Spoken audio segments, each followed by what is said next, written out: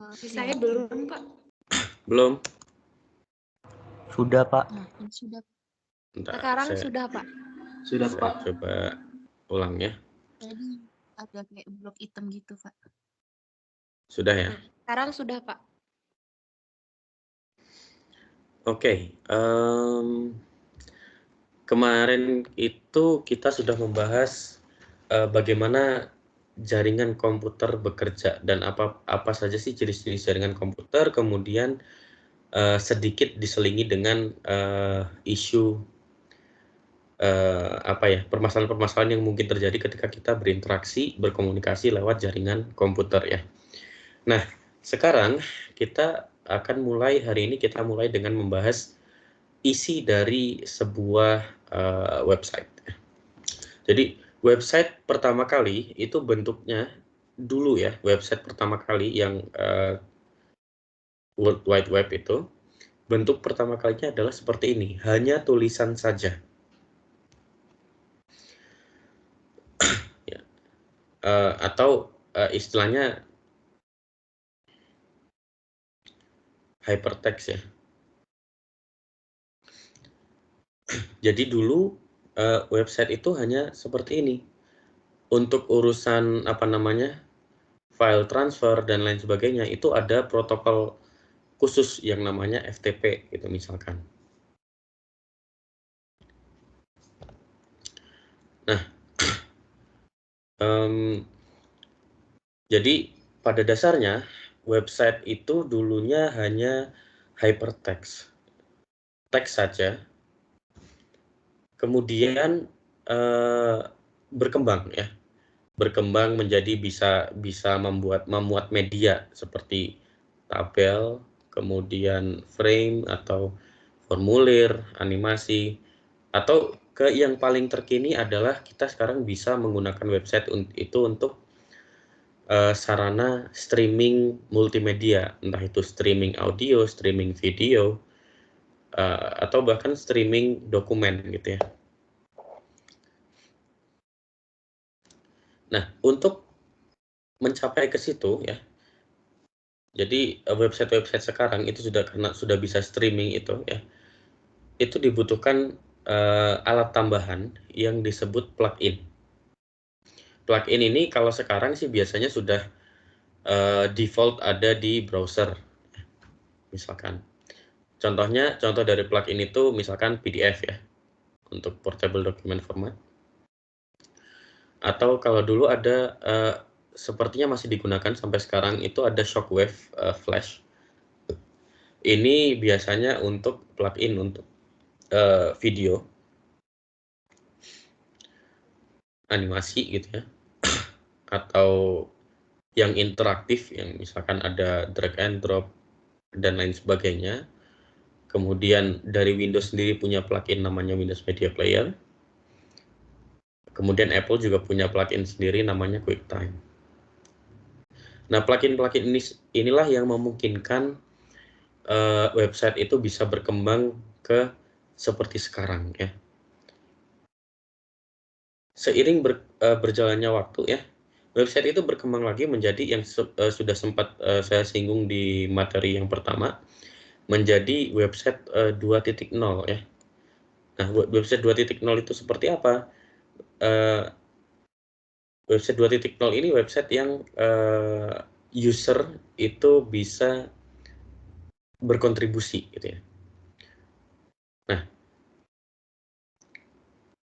untuk mencapai interaktivitas yang tinggi ya, website yang tadinya statis seperti ini, sehingga kita bisa streaming, bisa melakukan ya klik, drag and drop dan macam-macam, itu websitenya harus dibuat menjadi website yang dinamis, di mana website yang dinamis ini agak sulit untuk dibangun dengan hanya HTML.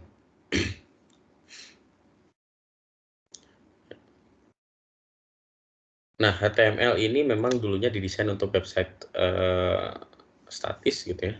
Untuk website dinamis sendiri itu butuh banyak komponen ya.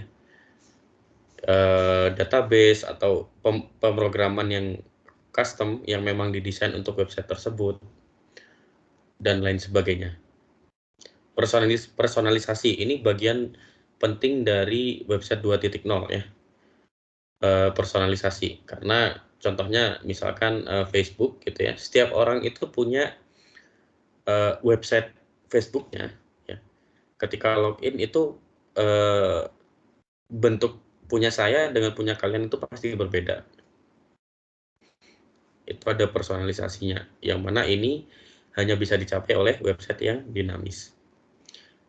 Pada website dinamis itu biasanya ada yang namanya cookies ya. Cookies itu file yang kalau kita akses website itu seperti kita download file itu ya, supaya komunikasinya antara browser kita dengan server itu lebih lancar. Jadi file ini disimpan di hard disk lokal kita. Nah, biasanya ketika kita sudah tidak mengakses itu lagi, ya misalkan browsernya ditutup, filenya itu nggak hilang juga, filenya itu akan bertahan di hard disk kita gitu.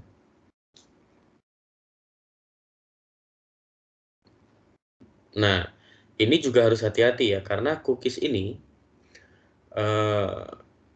belum tentu semuanya baik.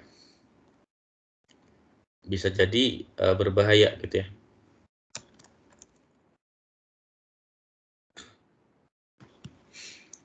Kemudian untuk membuat website yang dinamis lagi itu ada memuat yang namanya Content Management System atau CMS, di mana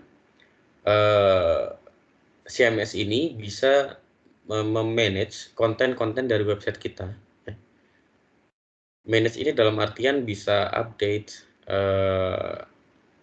secara otomatis gitu misalkan ya, tanpa kita harus membuat kodenya secara spesifik di HTML. Jadi bersyukurlah kita karena sekarang kita bisa melihat kalau kita mengakses sebuah website itu kita bisa melihat website yang tidak membosankan gitu ya, tidak semembosankan ini.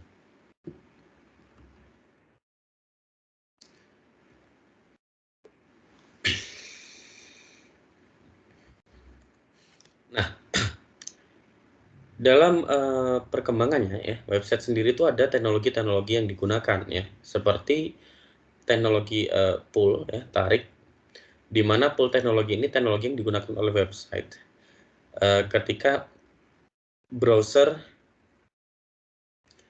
pada komputer kita itu adalah digunakan untuk menarik informasi dari server ya. Pada umumnya seperti ini.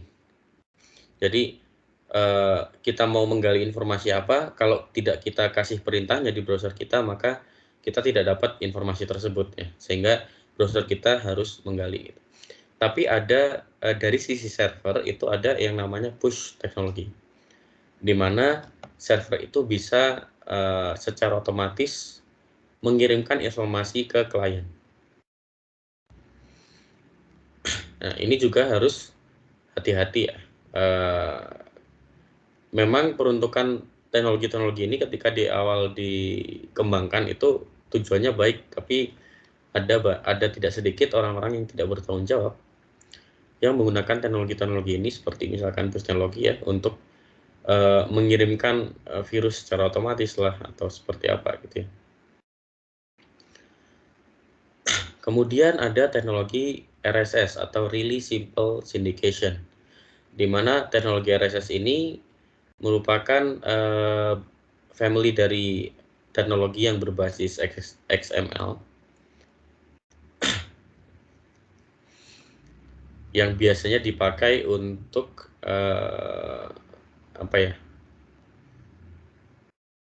untuk salah satunya untuk mempublish dokumen yang diupdate secara rutin ya. Seperti itu. Cuman ini informasi yang kalian cukup tahu saja ya, karena pada prakteknya untuk kita mengakses internet ya kita tidak perlu terlalu tahu dalamnya, kecuali kalian ada yang ingin misalkan berubah haluan menjadi web programmer gitu ya. Ini beda lagi nanti ceritanya. Saya kembali ke website 2.0 ya. Tadi website 2.0 ini bisa dibangun karena website yang berkembang sekarang itu sudah bisa menjadi website yang dinamis ya. Nah, website 2.0 ini seperti yang disampaikan tadi dan di pertemuan pertama lalu, bahwa website 2.0 ini adalah website yang tipenya user bisa berkontribusi terhadap perkembangan website tersebut. Contoh dari website 2.0 adalah blog, forum, kemudian YouTube, Flickr, atau media sosial gitu ya. Ini adalah website 2.0. Jadi secara tidak langsung, bukan secara tidak langsung lagi ya sebenarnya, secara langsung ketika kita berkontribusi terhadap website ini, berarti kita membantu mengembangkan si website tersebut ya.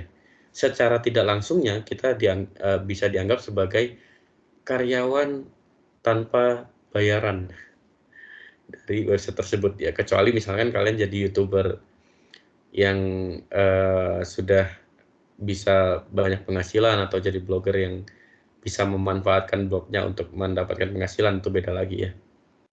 Nah, website 2.0 ini memungkinkan adanya mashup ya, atau mengkombinasikan konten-konten dari web, dari berbagai macam konten itu menjadi satu web service.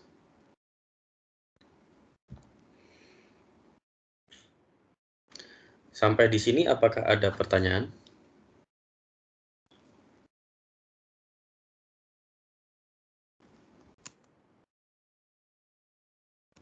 Oke, kalau tidak ada, kita lanjut membahas tentang kalau di pertemuan kemarin itu kita sudah sedikit menyinggung isu-isu yang mungkin kita bisa hadapi ya di internet ya. Di sini akan kita bahas khusus tentang isu etis dan politis di internet ya. Kita ambil kasus di US. Ini ada peta. Peta ini adalah peta keterhubungan jaringan ARPANET di tahun 1971 ya. Jadi internet yang pertama kali yang dipakai oleh Departemen Pertahanan US. Kalau dulu internet itu jaringannya mungkin masih sesimpel ini ya, karena penggunanya ya memang sedikit dan penggunanya khusus. Waktu itu penggunanya hanya misalkan US Army saja gitu ya. Tapi kalau sekarang pengguna internet ini sudah jutaan gitu ya. Bisa dilihat di gambar ini ya. Ini jaringan-jaringan yang mungkin kalau misalkan lingkaran-lingkaran yang besar ini kita pecah menjadi per user gitu ya, maka garis-garisnya ini mungkin sudah bisa nutupin seluruh peta gitu. Jadi bahkan kita nggak tahu mana laut mana darat gitu. Karena kalau di sini di peta ini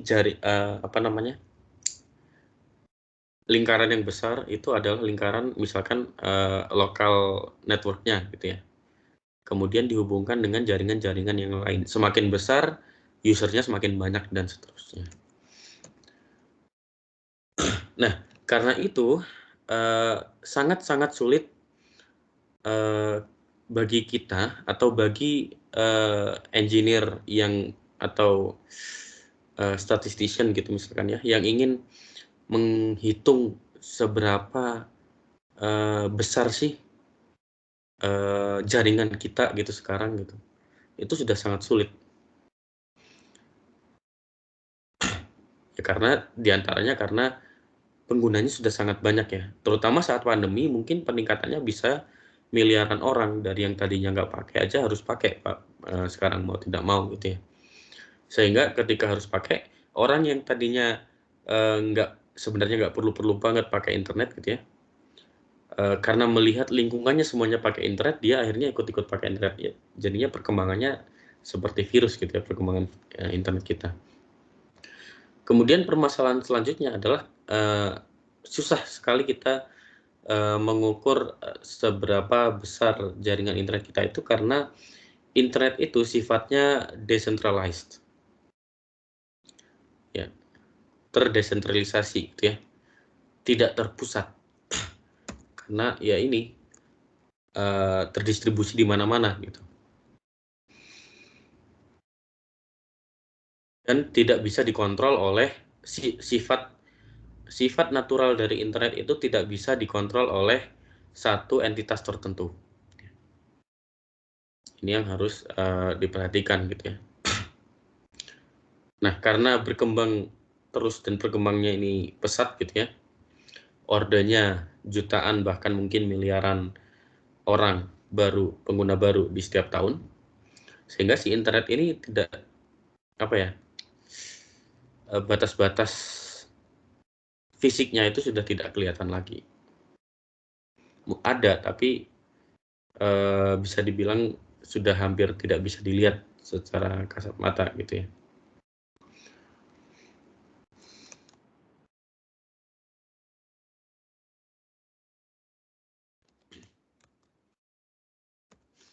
Nah, pada tahun 2017, ini sebenarnya tadi saya pengen akses untuk data yang terbaru di tahun 2021, tapi mohon maaf tidak sempat ya. Jadi pada tahun 2017 ini nanti kalian bisa coba sendiri cek di internetworldstats.com/stats.htm ya.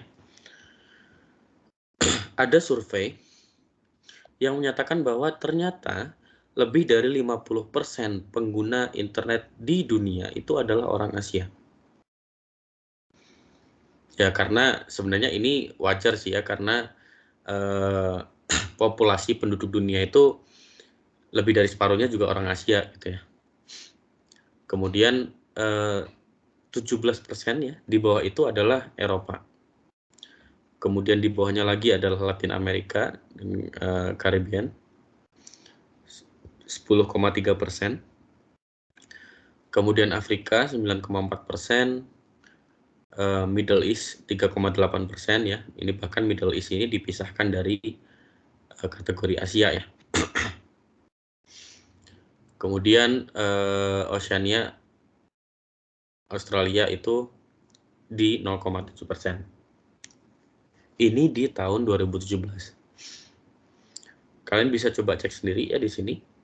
Sekarang seperti apa, entah sudah ada update atau belum. Tapi kurang lebih proporsinya mungkin tidak akan jauh berbeda dari ini. Nah, dengan berkembangnya internet yang sangat-sangat masif, bukan berarti internet itu tidak mungkin ada isu ya. Justru karena perkembangannya sangat masif, itu ada isu-isu yang muncul dari perkembangan internet ini. Di antara isunya yang pertama adalah penyalahgunaan kebebasan berpendapat misalkan. Contohnya di sini manusia itu yang pengguna internet itu, kalau kita lihat sekarang ya, mengapa hoax itu mudah sekali tersebar, karena orang mulai lebih percaya informasi online dibandingkan maksudnya informasi yang tersebar secara viral online dibandingkan informasi yang sebenarnya gitu, dibandingkan faktanya misalkan. Nah, permasalahannya adalah ya tidak masalah lebih percaya itu, tapi permasalahannya adalah ketika si orang-orang ini tidak memikirkan dampak akibat dia terlalu percaya dengan informasi tersebut. dampaknya macam-macam ya, seperti yang sudah dibahas di pekan lalu ya. Misalkan politik gitu ya. Sekarang mudah saja bagi misalkan orang-orang di pemerintahan untuk menggiring opini, atau bagi perusahaan media ya, entah itu yang tadinya media televisi aja sekarang sudah bisa sudah menggunakan media-media lain ya, dan sangat mudah bagi mereka untuk menggiring opini masyarakat ke arah yang mereka inginkan. Nah, kemudian di antara isu selanjutnya adalah akibat dari penyalahgunaan kebebasan ini, dalam tanda kutip produk-produk komersil itu sekarang arahnya lebih ke apa ya, memanfaatkan apa ya, secara tidak langsung produk-produk komersil ini menyebabkan munculnya sisi buruk, sisi lain dari kapitalisme ya. Contohnya adalah scam. Kalau dulu mungkin tanpa internet sangat sulit untuk melakukan ini ya, karena link apa ya, kalau ada sesuatu ya lingkungan kita ya cuman sekitar kita itu aja gitu ya. Kalau sekarang sangat mudah ini terjadi. Kemudian pemalsuan email, pemalsuan surat misalkan.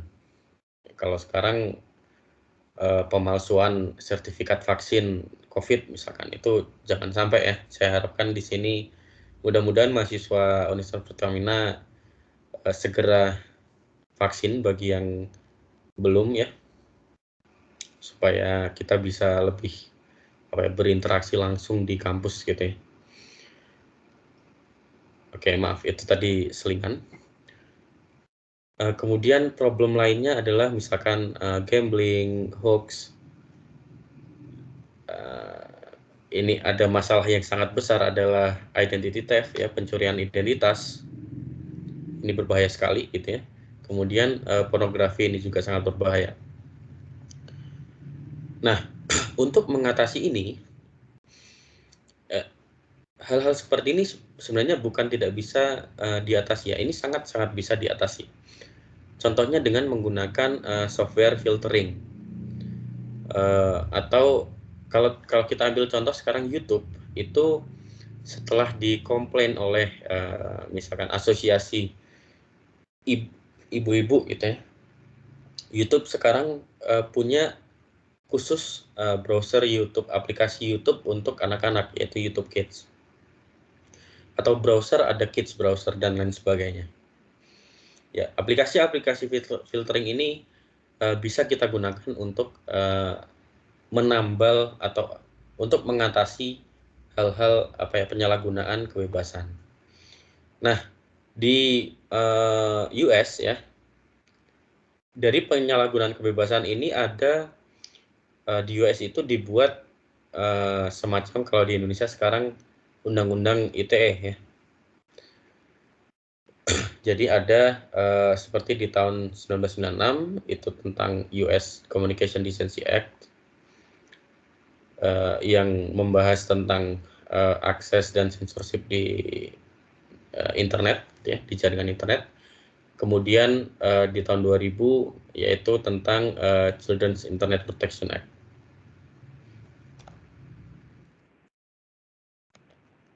Sebelum saya bahas ke slide selanjutnya, sampai sini ada yang mau ditanyakan atau ada yang mau berbagi pendapat?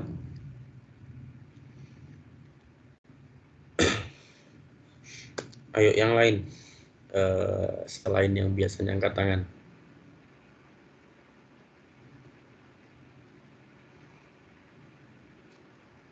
Halo. Ngomong-ngomong, ini kok yang hadir cuman 33 ya? Sisanya kemana? Apakah ada yang mengundurkan diri atau seperti apa? Tidak ada yang mengundurkan diri sejauh ini. Tapi kayaknya beberapa hari terakhir, di beberapa pertemuan terakhir nggak pernah lengkap ini yang hadir. Nanti Priska tolong ini ya, dibantu diingatkan teman-temannya yang tidak hadir ya, karena kehadiran itu penting untuk ya karena aturan universitas ya. Masalahnya aturan universitas itu kehadiran itu penting untuk bisa mengikuti ujian gitu ya Priska ya. Ya, baik Bu. Oke, kalau tidak ada saya lanjutkan ya. Nah, ada riset yang sebenarnya riset ini ada kelompok yang pro, ada kelompok yang tidak terlalu, ada yang kelompok yang netral, ada kelompok yang kontra gitu ya. Jadi tentang ketergantungan, apa sih bahasanya? Kecanduan terhadap internet dan akibat dari kecanduan itu terhadap fungsi otak gitu ya. Nah, pada dasarnya ya pengaruh dari kecanduan terhadap internet itu sampai sekarang masih belum ada hasil yang definitif. Artinya bolehlah ada orang bilang atau mungkin ada sebagian psikolog atau dokter yang bilang kecanduan internet itu berbahaya atau nggak bagus buat anak atau nggak bagus buat manusia gitu. Tapi tetap ada kelompok yang lain yang bilang nggak masalah. Ada lagi yang bilang ini malah justru internet itu banyak membantu gitu, dan sebagainya. Jadi efek definitifnya itu belum ada. Cuman permasalahannya bagi yang kecanduan, contohnya kecanduan game online ini, terutama yang cowok-cowok ya, yang di kelas ini ya. Bahaya dari kecanduan ini, kalian bisa menghabiskan misalkan 40-80 jam seminggu online ya, hanya untuk mengakses internet, entah itu bermain game atau misalkan nonton video, nonton film, YouTube, dan lain sebagainya. Nah, apakah kecanduan ini bisa efeknya selalu negatif? Belum tentu ya. Memang pada beberapa kasus, contohnya game-game MMORPG, itu bisa berakibat negatif terhadap kehidupan seseorang gitu ya.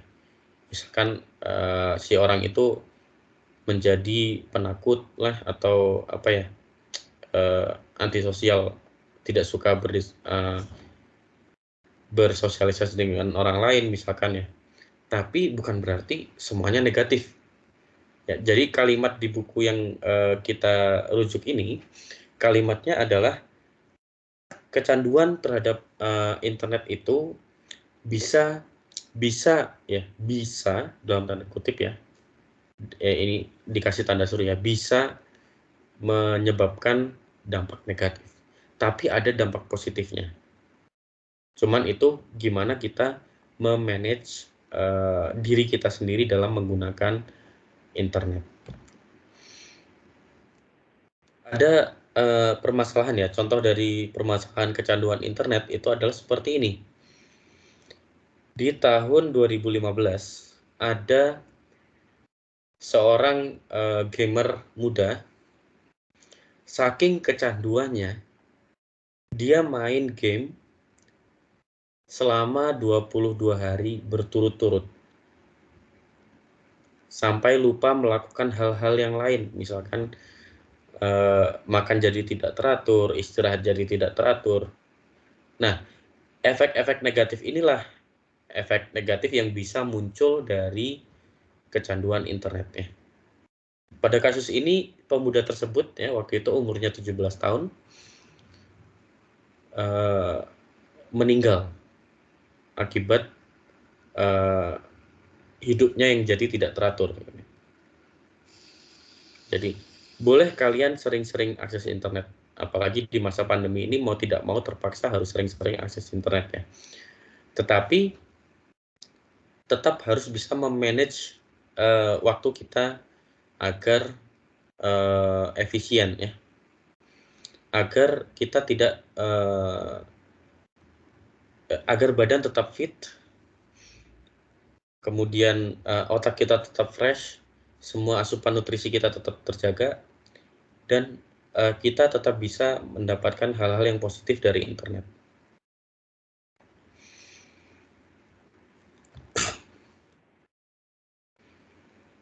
Nah, ada beberapa riset di beberapa jurnal ternama yang menyatakan bahwa kecanduan internet ini menyebabkan fungsi otak yang agak sedikit berbeda dibandingkan dengan fungsi otak manusia yang lebih pernah lebih banyak terekspos dengan lingkungan sekitarnya gitu. Ya istilahnya kalau anak-anak yang di riset ini ya, kita bisa anggap anak-anak yang kecanduan internet itu adalah anak-anak yang mainnya kurang jauh. Dia main jauh bener, tapi jauhnya di dunia maya saja. Tapi ini riset ini waktu itu dibandingkan dengan anak-anak yang mainnya lebih jauh, tapi jauhnya di dunia nyata gitu ya. Nah, di survei yang diambil ternyata manusia yang kecanduan internet, terutama sejak masih kecil, itu memiliki kemampuan fokus yang lebih pendek dibandingkan dengan anak-anak yang lebih terpapar lingkungan dunia nyatanya di sekitarnya.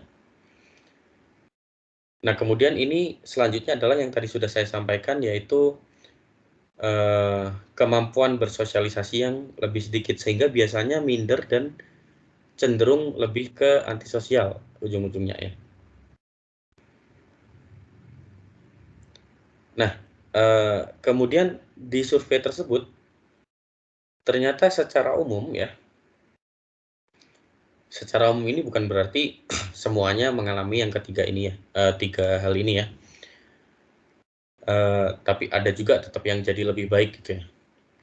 Tapi secara umum anak-anak yang berkembang dari internet atau dari misalkan ya gampangnya dari gadget gitu ya, itu kemampuan untuk berimajinasi yang luasnya itu lebih rendah. Tapi lebih rendahnya seberapa itu perlu dikaji lagi ya. Tapi tidak tidak semua anak seperti ini.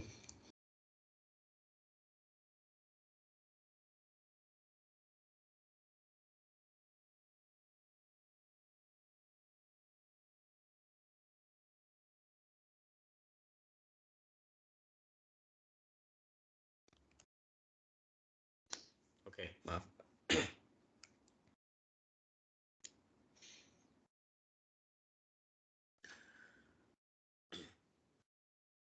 Nah,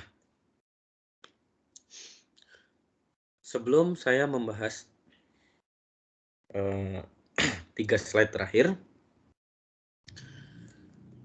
ada yang ingin ditanyakan dari materi sampai sekarang ini? Atau ada yang mau berbagi?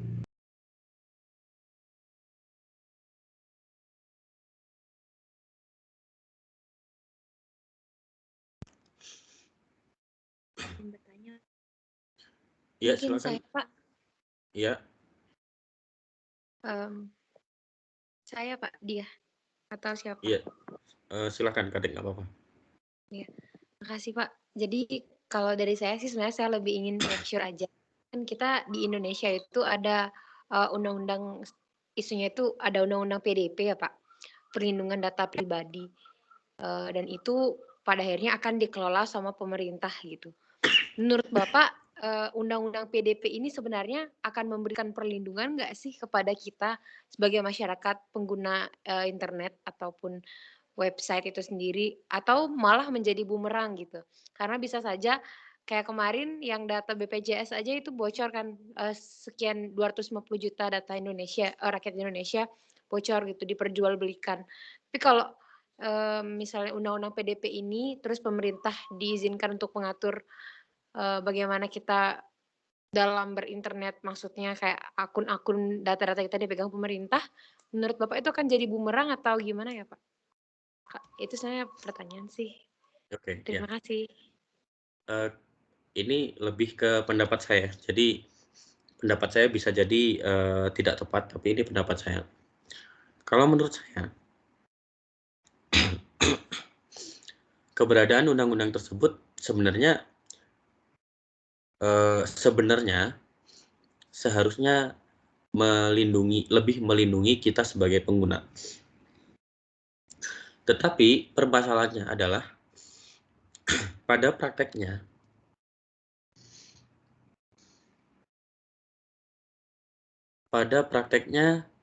mmm, apa ya, ada manusia-manusia tidak bertanggung jawab yang, memanfaatkan hal ini untuk kepentingan pribadinya. Nah, hal ini bisa dilakukan karena mungkin ada beberapa layer yang tidak di-cover oleh, undang-undang tersebut ya. Jadi, layer-layernya misalkan gini, eee, ketika undang-undang tersebut dibuat, tujuannya memang baik ya, untuk melindungi. Tetapi permasalahannya apakah, pada praktiknya ketika data-data pribadi ini disimpan, aplikasi penyimpanannya itu punya pengamanan apa ya, level security levelnya yang baik atau tidak gitu, apakah bisa mendukung undang-undang ini atau tidak? Sepertinya itu yang tidak ada, gitu Kadek. Jadi, eee, pada prinsipnya si undang-undang ini ada, seharusnya, bisa lebih melindungi kita ya, misalkan UU ITE juga seperti itu ya, harusnya bisa lebih melindungi kita. Tetapi ya itu, eee, ternyata masih tidak sedikit orang-orang di negara kita ya, terutama di level-level yang sana gitu ya, yang, masih melakukan, kejahatan-kejahatan yang merugikan rakyatnya gitu ya, gitu. Saya bilang masih ada ya, tidak, bukan berarti, lembaganya seperti itu, tapi ini individunya ada yang seperti itu gitu. Jadi permasalahannya yang saya lihat itu bukan di undang-undangnya. Cuman saya pribadi sih belum pernah membaca undang-undangnya secara detail, jadi nggak paham karena memang bukan orang hukum ya. Kemudian permasalahan selanjutnya adalah undang-undang itu biasanya dibuat, bukan apa ya, karena undang-undang itu buatan manusia, maka undang-undang itu bukan tanpa celah ya, akan selalu ada celah yang bisa dimanfaatkan. Nah, pertanyaannya adalah ketika membuat ini, kemudian ketika ada ditemukan celah yang, bisa dimanfaatkan oleh orang lain untuk melakukan kejahatan, apakah kemudian undang-undang ini dievolusi, diperbaiki ya, sehingga celah itu bisa tertutupi tanpa mengurangi kekuatan dari undang-undang tersebut misalkan dan lain sebagainya. Seperti itu Kadek. Gimana? Iya, benar sekali sih, Pak. Saya juga memandangnya seperti itu kalau dari pendapat saya pribadi, dalam kita berinternet ini kan, kita menggunakan internet itu kalau kita nggak cerdas, kita bisa gampang banget untuk kena hack dan lain sebagainya, atau penipuan dan lain sebagainya. Tapi kalau kita cerdas, ya kembali lagi itu juga tidak menjadi sebuah patokan bahwa kita akan terhindar dari resiko. Kembali lagi kita udah difasilitasi sama legal products, tapi tetap juga ada ininya, kekurangannya. Kita pun udah menggunakan semaksimal mungkin ada kekurangannya. Jadi, ya sekarang kalau menurut saya harus ini sih, pintar-pintar berposisi dalam menggunakan internet. Ya, betul sekali. Mhm. Oke. Kita lanjutkan ya, sedikit lagi. Nah, keberadaan internet ini sebenarnya, juga memunculkan kalau sekarang ini bisa jadi salah satu faktor munculnya kesenjangan sosial ya. Mungkin secara tidak langsung, entah itu secara langsung atau tidak, tapi bisa jadi salah satu faktornya. Nah, kalau kita lihat ya, secara umum di dunia, walaupun ini kalau tidak salah masih peta tahun 2017.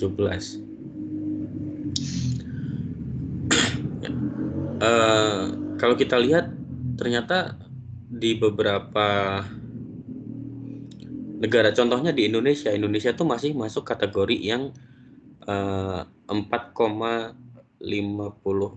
sampai 12,55 orang per 100 orang dari untuk pengguna internetnya.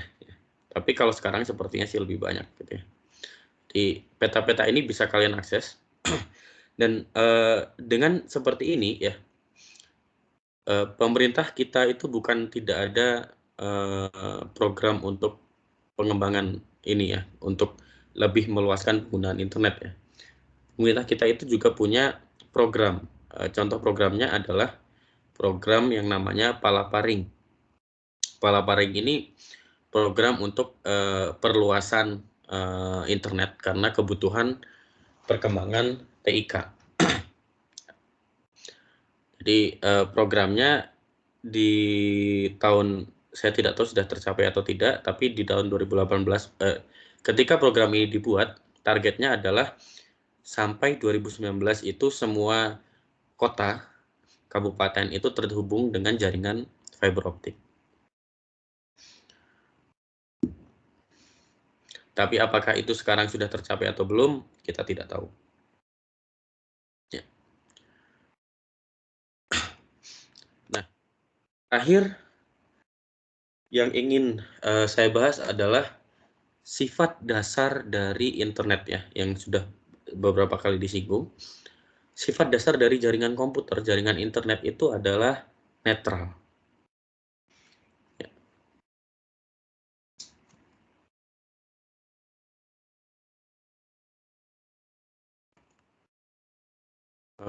Sifat dasar dari jaringan internet adalah netral. Ya. Jadi internet itu harus bebas dari batasan-batasan yang selama tidak melanggar norma gitu ya. Jadi internet itu memang ajang untuk memberikan kita sebagai user kebebasan-kebebasan.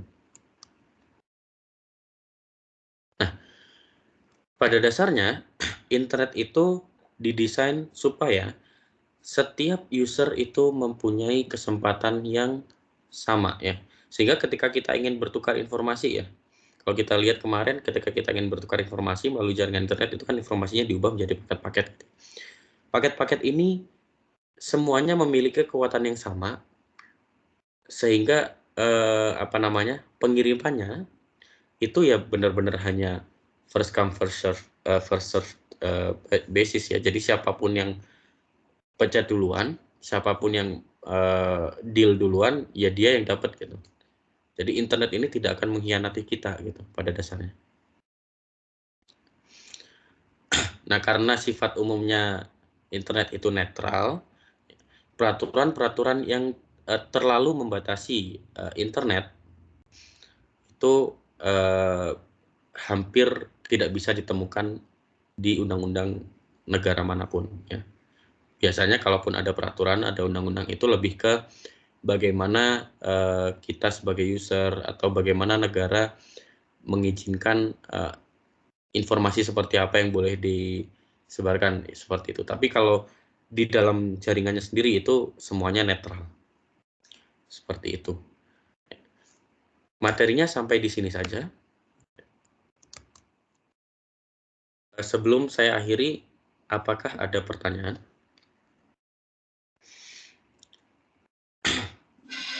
Pak, mungkin saya bisa bertanya, Pak. Ya, silakan pandu lagi. Ini mungkin tentang CPU ya. Mungkin ini juga menurut pendapat Bapak ya. Kan kita, kalau saya melihat dari teknologi CPU ini kan sekarang kan istilahnya itu kan persaingan CPU itu kan semakin ketat ya Pak. Seperti Snapdragon, MediaTek, AMD, Intel. Nah, kalau dari pendapat Bapak sendiri, apakah salah satu CPU ini akan hancur atau akan bangkrut ketika pesaingnya ini bisa menemukan istilahnya kayak apa ya, sesuatu yang bisa dikembangkan lagi tuh Pak. Seperti yang kita tahu kan PlayStation 5 sudah bisa menggunakan CPU dari AMD yang bisa menyetel kaset-kaset dari PS-PS sebelumnya gitu Pak. Apakah itu bisa atau gimana? Oke. Pertanyaan yang bagus ya, cuman gini deh, karena ini sudah lewat 3 menit ya, kuliah seharusnya sudah selesai ya. Saya tutup dulu tapi rekaman tidak saya tutup ya. Kita tetap lanjut diskusi bagi siapapun yang ingin diskusi. Bagi yang ingin keluar dari kelas boleh, karena waktunya sudah habis ya. Saya persilahkan. Kemudian sekarang saya jawab dulu dari Pandu ya, sebelum saya ke Tiara. Tentang CPU ya, perkembangan CPU pada dasarnya adalah ketika sebuah perusahaan mengembangkan CPU, itu selalu mendesainnya agar CPU yang dibuat yang lebih baru itu selalu bisa kompatibel dengan yang lebih lama. Jadi apapun yang bisa dikerjakan dengan yang lama itu harusnya ada di yang baru gitu ya. Tapi kalau kalau soal misalkan ada semakin banyak pesaing gitu ya, semakin banyak perusahaan yang bisa membuat CPU.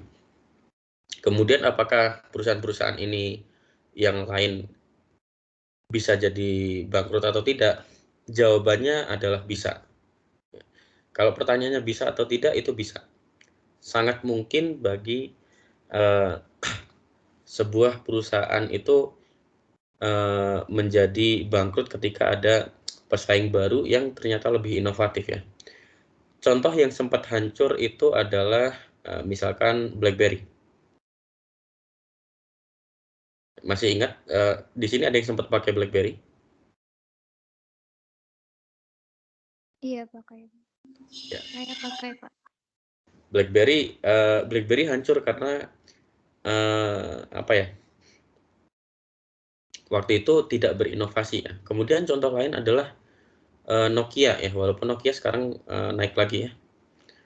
Sempat hampir menuju jurang kejatuhan. Ini juga berlaku pada industri-industri CPU ya. Jadi kalau misalkan industri CPU itu tidak berkembang, maksudnya tidak berinovasi, maka lama-kelamaan pasarnya juga akan hilang. Ketika pasarnya hilang, maka profit yang diharapkan itu hilang. Ketika profit yang diharapkan hilang, itu bisa jadi malah bukan lagi sudah profit hilang ya, bisa jadi malah menambah hutang, dan itu bisa menjadi jurang kebangkrutan, kehancuran bagi produsen-produsen CPU ini gitu, Pandu. Apakah jawaban saya sesuai dengan pertanyaannya atau bagaimana? Iya Pak, sesuai. Terus kalau menurut pendapat Bapak juga tentang ya istilahnya kayak persaingan CPU ini lah Pak. Kalau dari sudut pandang Bapak sendiri gimana Pak? Kalau menurut saya semakin ke sini CPU ini perkembangannya sama seperti industri lain, mungkin lebih ke arah, mungkin nantinya akan lebih ke arah kolaborasi. Jadi bisa jadi apa ya, bukan lagi bersaing bukan lagi bersaing tapi malah bekerja sama nanti ke depannya. Kita tidak tahu ya, tapi di beberapa industri lain sudah mulai ke arah kolaborasi. Dan CPU sendiri itu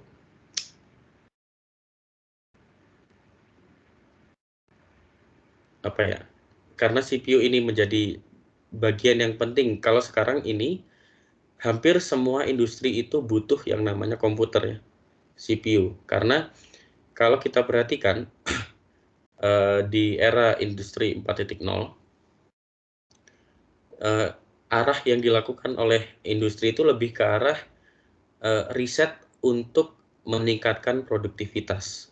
Riset misalkan riset membuat sistem otomatisasi gitu ya. Sehingga dibutuhkan kemampuan komputasi yang semakin tinggi, lama-lama semakin tinggi, tapi komputasi itu waktu penghitungannya harus semakin cepat juga, semakin real time, semakin sama dengan kebutuhan manusia gitu ya.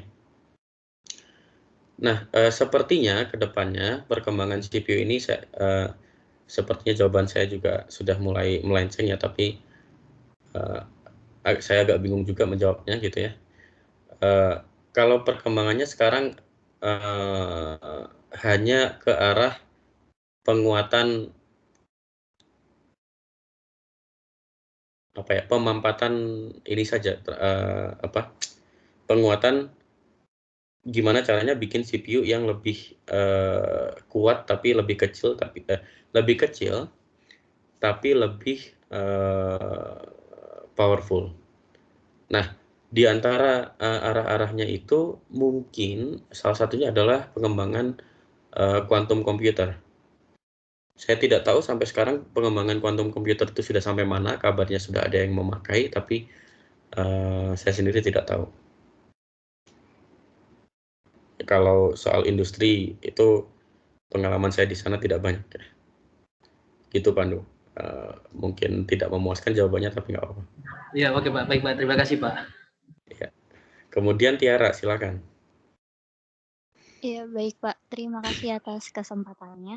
Mungkin di sini saya ingin berpendapat dulu sebelum menjawab mengenai yang tadi pertanyaan dari dia, kemudian yang tadi jawaban dari Bapak juga.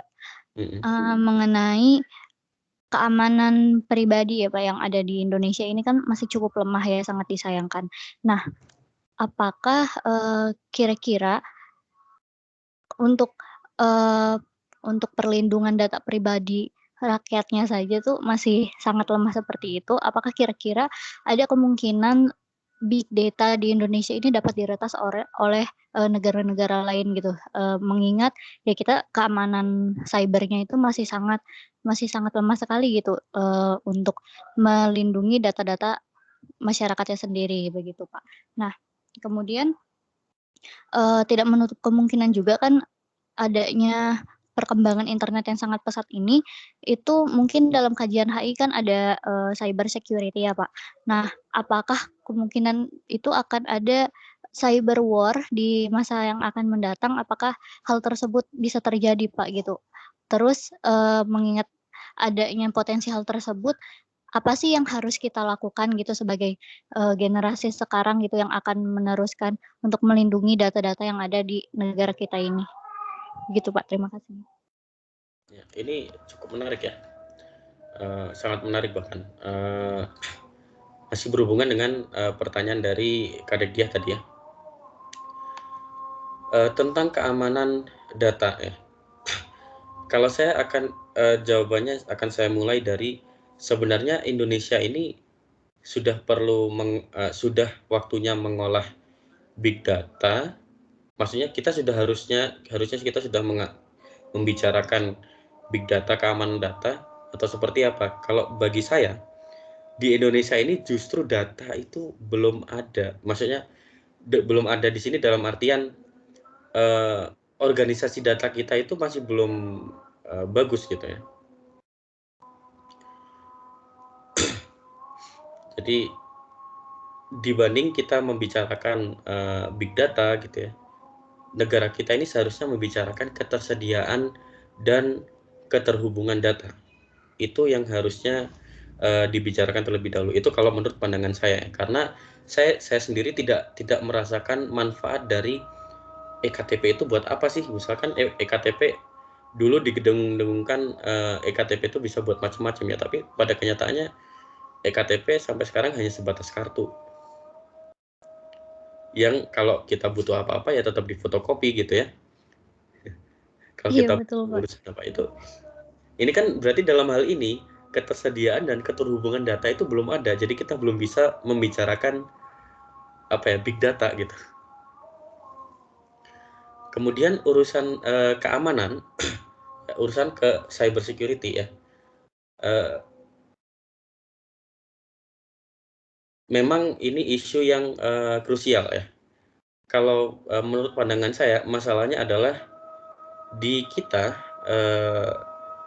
produk cyber security-nya itu kita, kalau saya tidak salah membaca berita ya, kita lebih ke membeli sebentar ya, ada anak saya mas.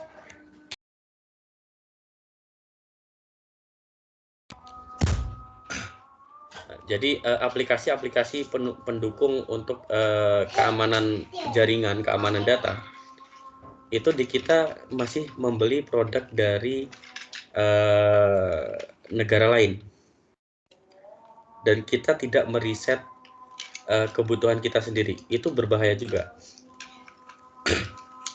Ya, padahal seharusnya untuk misalkan proses enkripsi data, proses dekripsi data itu harusnya kita punya sendiri, yang kita kembangkan sendiri, jangan memakai produknya negara lain. Ya memang untuk mengarah ke sana itu waktunya pasti butuh waktu yang panjang ya.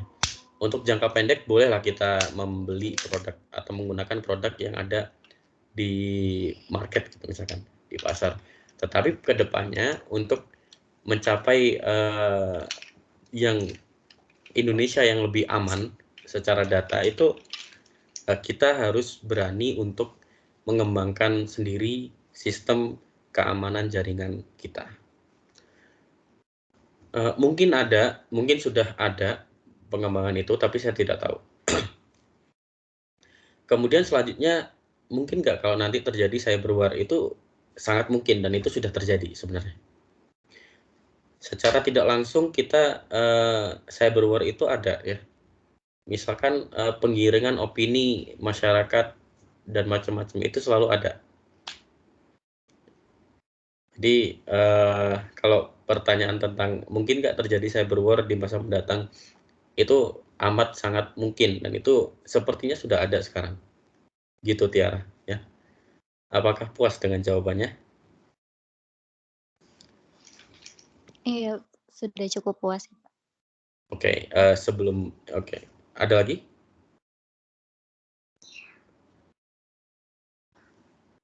Oke, kalau gitu saya akhiri sampai di sini ya. Sampai ketemu besok jam 9 ya.